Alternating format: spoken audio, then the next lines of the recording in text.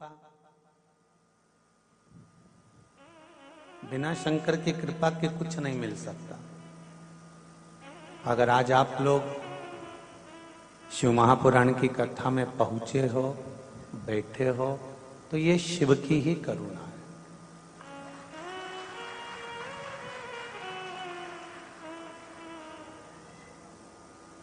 बाहेती जी से भी कई लोगों ने कहा होगा कि अभी कोई कथा का सीजन है, अभी तो शादियों का सीजन है? शादियां खूब चल रही हैं, तो अभी तो लोग शादियों में लगे रहेंगे। तो बाहेती जी ने भी एक दो बार विचार करा होगा कि शादियां भी हैं और कथा भी। तो हम तो इतना कहेंगे, जिनकी जिनसे रिश्तेदारी होगी वो वहां पहुंच जाएगा। यहाँ तो संबंध देखा जाता है, और शिव से जिसका संबंध है, शंकर से जिसका संबंध है, भगवान ओगरदानी से, भोलेनाथ जी से जिनका संबंध है, वो शिव महापुराण की कथा बिना सुने एक पल भी रह ही नहीं सकते। ये बड़ा कठिन है। अभी 10-15 दिन जो कथा में गैप हो गया, तो चैनल पर कथा नहीं आई, तो कई लोग तो रोज सर्च कर कर कर देख रहे होंगे कि कहीं आ रही हो तो अपन सुन ले। और बहुत जरूरी है।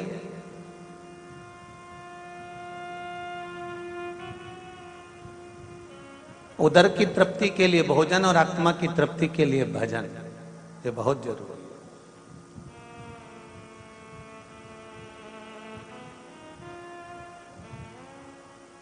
और ये आत्म तृप्ति का ही एक विषय है शिव महापुराण की कथा।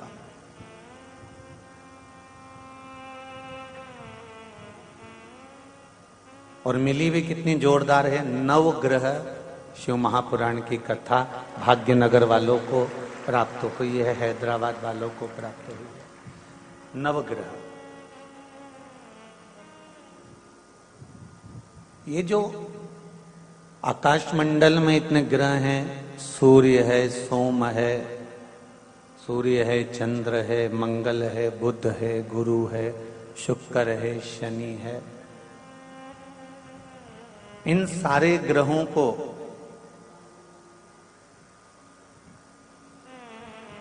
अगर पूजन के लायक बनाया है, देव बनाया है, पूजने के लिए अग्रण्य बनाया है, तो वो कोई दूसरा नहीं, मेरा देव अधिदेव महादेव ने बनाया है। कोई दूसरा नहीं बनाया।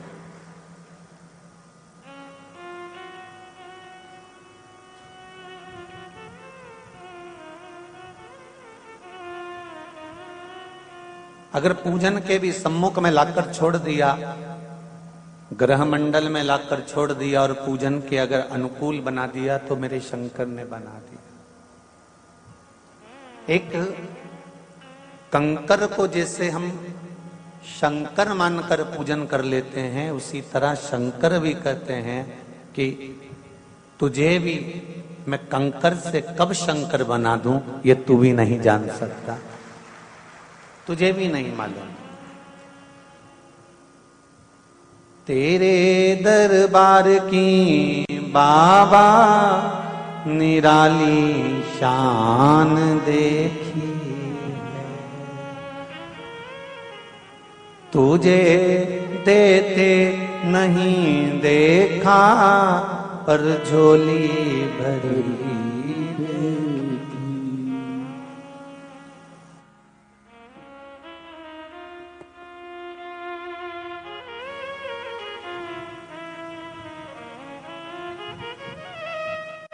ये शिव की कृपा से प्राप्त होता है।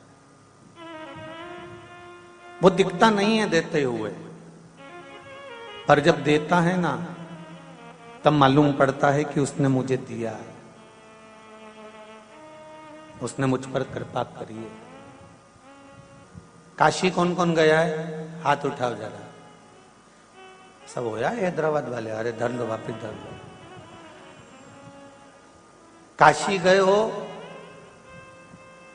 तो पूरे भारत की भूमि पर एक काशी की धरा, अभिमुक्त नगरी काशी, मोक्ष नगरी काशी।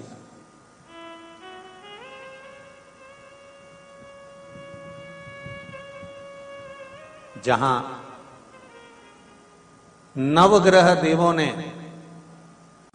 भगवान शंकर की आराधना करी और शिव की आराधना से शंकर भगवान के एक एक शिवलिंग का निर्माण कर कर उसका पूजन किया और पूजन कर कर भगवान शंकर से वर प्राप्त किया कि हमें ऐसा वर दो कि हम भी देव तुल्य बनकर पूजा जाएं। वो काशी की धरा पर भगवान शंकर ने एक एक ग्रह को एक एक वर प्रदान करा और सबसे मूल वर ये दिया कि तुम भी देव बन जाओगे और देवताओं के रूप में पूजाओगे, और उनको भी विराजमान कर दिया। ये काशी की धरा पर।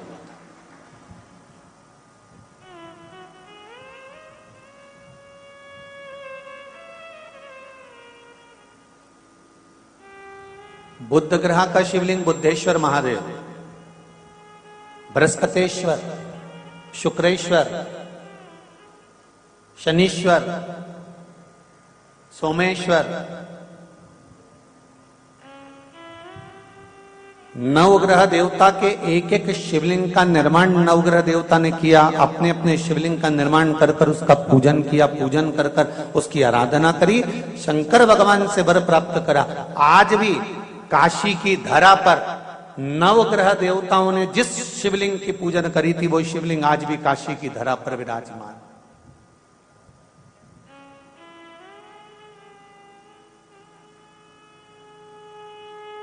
राहुईश्वर, केतुश्वर, ऐसे शिव मंदिर, ऐसे शंकर का शिवलिंग आज भी काशी में विराजमान।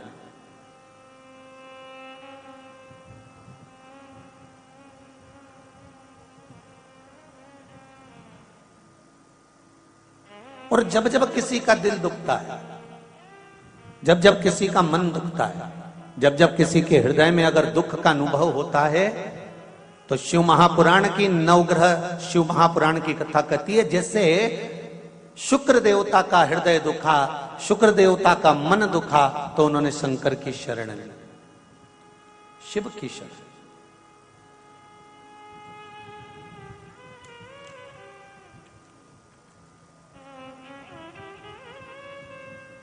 जब हृदय दुखा तब शंकर की शरण में चलेगा, जब हृदय चित्त में दुख हुआ तब शिव की शरण चलेगा। महाराज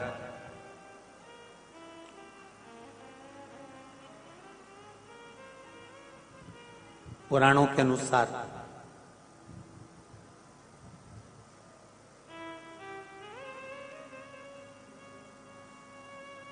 भृगु ऋषि के पुत्र थे जिनका नाम था कवि।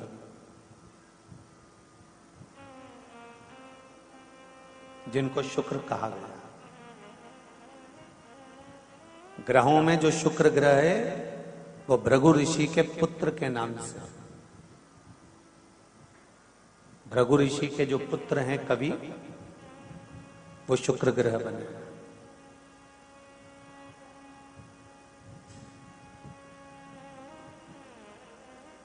जब गर्भ से दाता, विधाता, लक्ष्मी और एक पुत्र और हुआ जिसका नाम था कवि। महाभारत श्रीमद् भागवत में भी इसका वर्णन आता है। कवि जब भृगु बामा ने देखा तो उन्होंने उसी समय पर एक विचार किया कि क्यों ना इस पुत्र को पढ़ने के लिए मैं अंगिरा ऋषि के पास में भेज दूं। और अपने पुत्र को पढ़ने के लिए अंगिरा ऋषि के पास में भेजा। अंगिरा ऋषि अपने पुत्र जीव, जीव मतलब बृहस्पति, बृहस्पति भगवान का एक नाम और है जीव, गुरु। अंगिरा ऋषि के पास में अपने पुत्र कवि को पढ़ने के लिए भेजे, विद्या अध्ययन के लिए भेजे। अब कवि और अंगिरा ऋषि का पुत्र ये दोनों जीव साथ पढ़ने लगे। अंगिरा ऋषि इनको पढ़ाने लगे, विद्याध्ययन कराने लगे, पर समय की अनुकूलता ऐसी होती है कि अंगिरा ऋषि ने अपने पुत्र जीव पर ज्यादा ध्यान दिया, उसको पढ़ाया भी, उसके लिए समर्पित भी रहे। थोड़े दिन तक तो ठीक चला, उसके बाद अपने पुत्र की ओर जब ध्यान ज्यादा दिया गया तो कवि को ये अच्छा नहीं लगा, शुक्र को ये अच्छा नहीं लगा। और कवि को, शुक्र को जब ये अच्छा नहीं लगा तो उन्होंने अपने गुरु का स्थान छोड़कर, अंगिरा ऋषि का स्थान छोड़कर सीधे गोदावरी के तट पर गए और मां गोदावरी के घाट पर बैठकर उन्होंने शंकर भगवान का बालू का शिवलिंग बनाया और शिवलिंग बनाकर उसकी पूजन करना प्रारंभ किया। जरा देखिए, नवग्रह शिव महापुराण की कथा चल रही, बहुत ध्यान से सुनना कि व्यक्ति के जीवन में जब कहीं दुख की घड़ी सामने आती है, आपको लगता है कि हम बहुत रिश्तेदारों के यहाँ जाते हैं और रिश्तेदारों के यहाँ जाते हैं पर धनपतियों के यहाँ, संपत्तिवानों के यहाँ, वैभववानों के यहाँ वैभववानों को ही सम्मान मिलता है, संपत्तिवान को ही सम्मान मिलता है, हमको सम्मान उतना नहीं मिल पा रहा। तो हमको ये बात किसी से कहना नहीं है कि हम उनके यहाँ गए थे और हमको सम्मान नहीं मिला, हम उनके यहाँ पहुंचे थे हमको आदर नहीं मिला, हम उनके यहाँ विवाह में गए थे हमको उसमें आदर सम्मान नहीं मिला, हम उसके यहाँ पार्टी में गए थे हमको उसमें आदर सम्मान नहीं मिला। कथा में तो आदर सम्मान की कोई बात होती ही नहीं।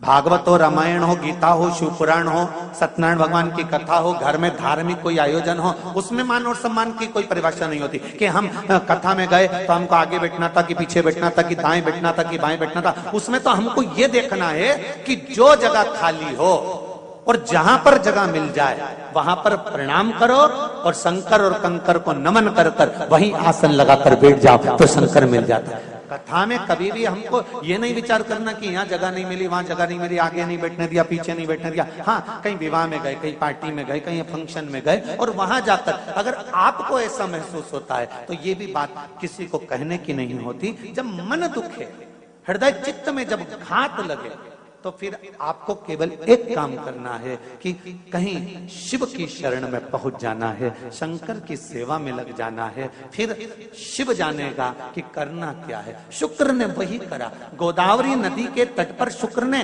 शंकर भगवान का पार्थिव शिवलिंग का निर्माण करा, उसकी पूजन करना प्रारंभ करा।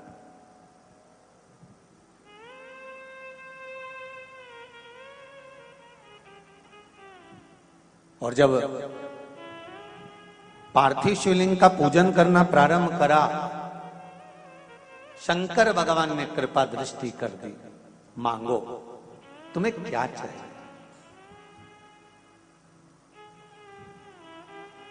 आपकी कृपा। तुमने मेरी आराधना करी है, मैं तुम्हें वर प्रदान करता हूं, एक मंत्र मैं तुम्हें देता हूं। दुनिया के लोग उसे संजीवनी मंत्र कहेंगे। ये वो मंत्र रहेगा जिस मंत्र का जाप तुम किसी मरे हुए व्यक्ति पर भी करोगे तो वो जीवित होकर बैठ जाएगा। संजीवनी मंत्र भगवान शंकर ने शुक्र को प्रदान कर दिया।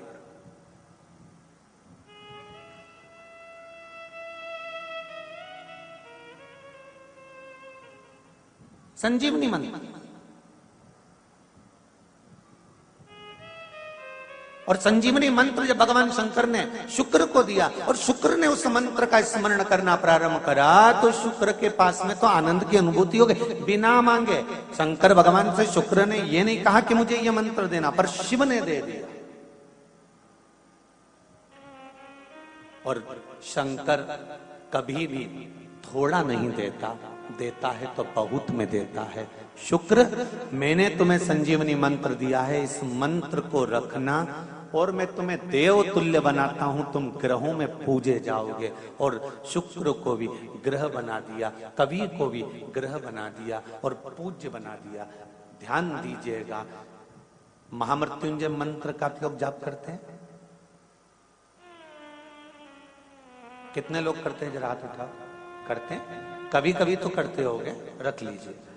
महामृत्युंजय मंत्र का यदि आप जाप करते हो और आपको मालूम पड़ गया कि शरीर में मुझे ये रोग हो गया है, मुझे शुगर हो गया है, मुझे बीपी हो गया है, मेरा ब्लड प्रेशर ऊंचा नीचा रह रहा है, कोई भयंकर रोग, मेरे रिश्तेदार को कोई कैंसर जैसा रोग हो गया, किसी को कोई थायराइड हो गया, किसी को कोई किडनी और लीवर में सूजन हो गई, किसी को कहीं किडनी और लीवर में तकलीफ हो गई। तो शिव महापुराण की कथा कहती है, नवग्रह शिव महापुराण की कथा कहती है कि बेलपत्री के वृक्ष के नीचे महामृत्युंजय मंत्र का जाप जो शुक्रवार की शुक्रवार घी का दिया लगाकर करता है, उसके रोग बाबा देवाधिदेव महादेव समाप्त करते चले जाते हैं। ये संजीवनी मंत्र शुक्रवार के दिन भगवान शंकर को शुक्र को दिया था, इसलिए उसकी प्रधानता है।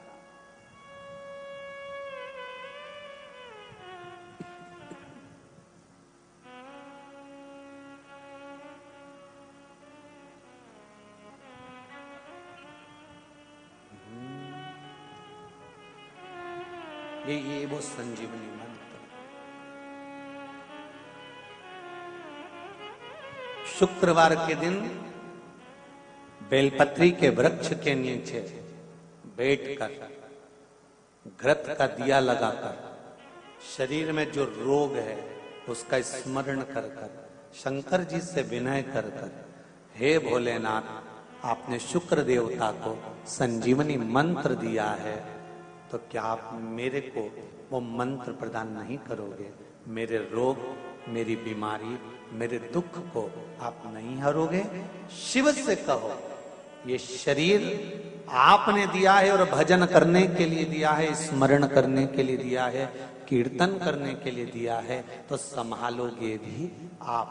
और बेलपत्री की ओर मुख कर घी का दिया लगाकर महामृत्युंजय मंत्र का स्मरण कर लेने पर धीरे धीरे धीरे धीरे धीरे धीरे वो रोग समाप्ति की ओर आता चले जाता है।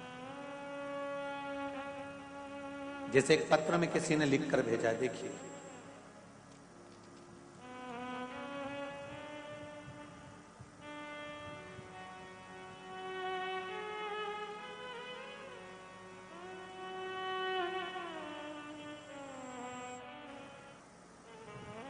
सारी समस्या का हल, अरे जरा जमके तो बोलो भाग्यनगर वालों, अच्छी जरा खुश होकर बोलो, सारी समस्या का हल एक लोटा जल। बहुत है, घर से लेकर चलोगे और उस जल से वास्तु दोष, पितृ दोष, काल सर्प दोष, 3 दोष एक लोटे जल से समाप्त हो जाएंगे और जीवन अपने आप सुखी हो जाएगा।